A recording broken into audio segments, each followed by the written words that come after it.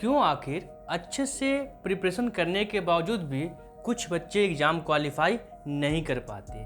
आखिर क्यों पूरा नॉलेज होते हुए भी वो पूरे के पूरे क्वेश्चन सॉल्व नहीं कर पाते हैं? ये वैसे बच्चे हैं जो जानते तो सब कुछ है, लेकिन एग्ज़ाम टाइम में अपने आप को कैसे बिहेव करवाना है, अपने आप को कैसे कंट्रोल करना है, ये नहीं जानते। और इनके साथ कुछ ऐसी दिक्कतें आ जाती हैं एग्ज़ाम टाइम में, जिसके वजह से वो पूरी तरीके से अपने आप को कंसंट्रेट नहीं कर पाते हैं क्वेश्चंस पे, और यही वजह है जिसकी वजह से वो एग्ज़ाम में क्वालिफाई नहीं कर पाते हैं। तो आज हम लेके आए हैं इस वीडियो में इसी का आंसर कि कैसे हम इस सिचुएशन से बचें और अपने आप को बेटर परफॉर्म करें। अब जानते हैं कि ऐसी क्या समस्याएं आ सकती। पहली समस्या क्या होगा कि यदि आपका एग्ज़ाम इन्वायरमेंट आपके लिए फेवरेबल न हो।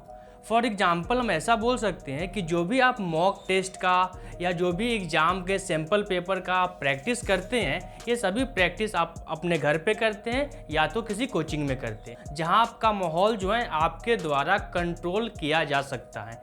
लेकिन ऐसा एग्ज़ाम सेंटर में बिल्कुल भी नहीं होता है। वहाँ पे हो सकता है कि बहुत सारे डिस्टर्बिंग एलिमेंट हो जो आपको डिस्टर्ब करे, और ऐसे कंडीशन में बच्चे क्या होते हैं, एंजाइटी में आ जाते हैं, टेंशन में आ जाते हैं, और जिसके वजह से वो अपना टेम्परामेंट खो देते हैं और गलत करके आते हैं, क्वेश्चंस नहीं कर पाते, पेशेंस खो देते हैं, और इसीलिए वो सही से आंसर नहीं कर पाते हैं। तो ऐसे कंडीशन में आप कुछ भी हो जाए, अपने आप को कूल एंड काम रखना है और अपने आप को फोकस करना है क्वेश्चन सॉल्विंग पे। जितने अच्छे से आप क्वेश्चन कीजिएगा उतने अच्छे से आप आंसर दे सकते हैं। साथ ही आप अपने आप को जितना ज़्यादा कूल रखिएगा, जितना ज़्यादा काम रखिएगा, उतना ही ज़्यादा आप अपने क्वेश्चंस पे फोकस कर सकते हैं। इसीलिए आपको कूल एंड काम रहना है। साथ में आप एक और काम कर सकते हैं कि आप घर पे कभी कभी कोशिश करें कि फ़ैन बंद करके, एसी बंद करके घर पे ही प्रैक्टिस करें कि आप ऐसे कंडीशन में अपने आप को कैसे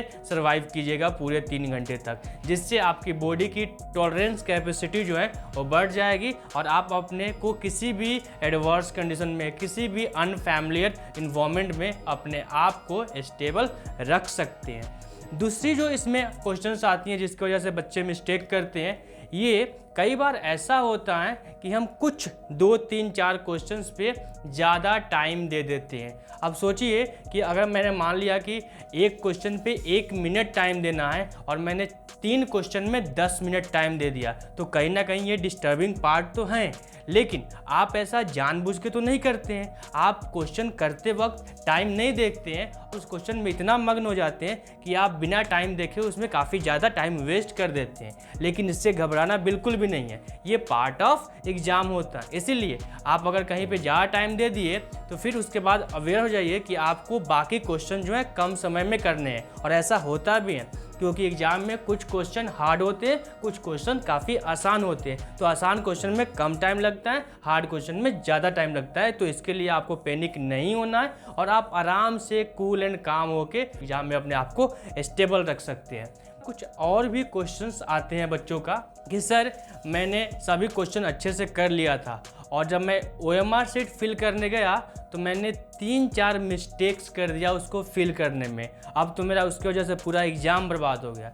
तो यहाँ पे ध्यान दीजिए कि आपने अगर अच्छे से सभी क्वेश्चंस को किया है, अगर मार्क करने में कहीं आप मिस्टेक कर दिए स्टार्टिंग में और पता चल गया आपको कि आपने मार्क करने में मिस्टेक कर दिया है, तो इसके लिए 2 आंसर हो सकते हैं। पहला तो आप चाहें तो अपना आंसर शीट चेंज कर सकते हैं, लेकिन ये नेक्स्ट टू इम्पॉसिबल होता है और इसमें आप काफ़ी ज़्यादा अपना टाइम वेस्ट कर दीजिएगा। तो इसलिए मैं इस स्ट्रेटजी को नहीं बोलूँगा कि आप कीजिए। दूसरी स्ट्रेटजी ये है कि फॉर एग्जाम्पल कि मान लीजिए कि आपका 200 क्वेश्चंस का पेपर है और 200 में से आपने 4 में गलत कर दिया, तो मतलब आपने 2% मिस्टेक किया है। अभी भी आपके पास 98% क्वेश्चन है। अब उस 98% पे फोकस कीजिए और उसको अच्छे से कीजिए। अगर 98% पे आप फोकस कर देते हैं तो 100% आप एग्ज़ाम क्वालिफाई कर जाइएगा।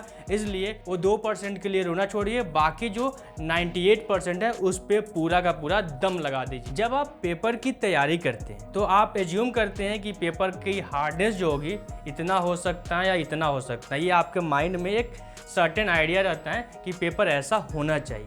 बट ऐसा ज़रूरी नहीं है कि जैसा आप सोचते हैं पेपर बिल्कुल वैसा है। कई बार पेपर आपके सोचने से आसान आ जाता है तो आप उछल पड़ते हैं, आपको मज़ा आ जाता है क्वेश्चन करने में, लेकिन कई बार इसका अपोजिट भी हो सकता है। ऐसे कंडीशन में आप अपने आप को कैसे मेंटेन रखें, कैसे कंट्रोल करें। अगर ऐसा हुआ आपके साथ तो आप यहाँ पे ध्यान दीजिएगा।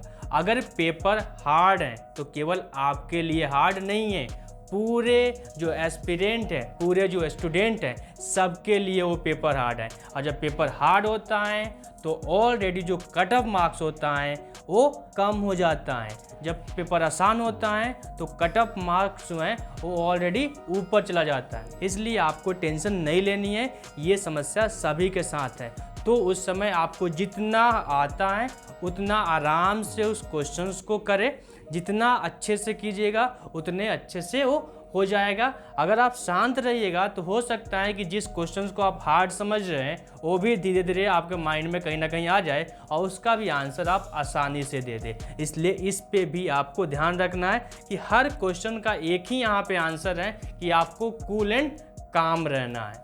ओवरऑल अगर बात करें तो आपको 3 पॉइंट पे फोकस करना पड़ेगा। पहला, इग्नोरेंस। कुछ भी हो जाए आपको हर सिचुएशन में इग्नोर करना है अपने सराउंडिंग के किसी भी एक्टिविटी को।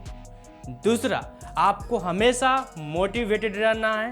और तीसरा, आपको हमेशा कूल एंड एक हल्की स्माइल के साथ अपना क्वेश्चन सॉल्व करते रहिए। देखिए, ये टेक्निक से आप एग्जाम को क्वालिफाई नहीं फोड़ दीजिएगा। Thank you, all the best.